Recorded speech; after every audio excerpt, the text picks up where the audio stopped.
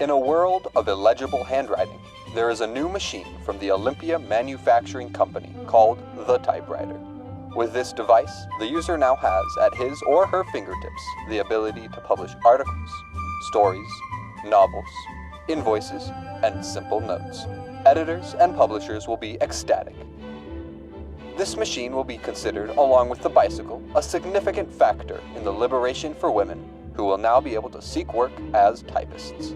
The typewriter uses sheets of paper, the same that are commonly used to write on, and that sheet is fed into the machine atop the platen. A simple release lever allows the user to quickly square up the paper to a perfectly straight orientation. After all, you don't want your writing to look like a drunken sailor typed it. Once the paper is correctly positioned, there are margin levers that are positioned to set the width of the typing area. Now that the margins are set, the fingers are placed on the keys, which you'll notice are not in alphabetical order. Rather, they are uniquely spaced to slow down the user, so as to help prevent the metal keys from jamming together and needing to be released manually.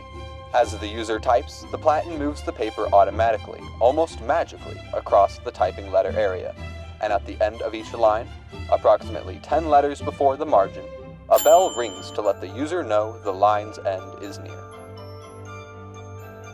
The ink is spooled from a ribbon that is easily replaceable by the user. The typist is able to work as quickly as they can type.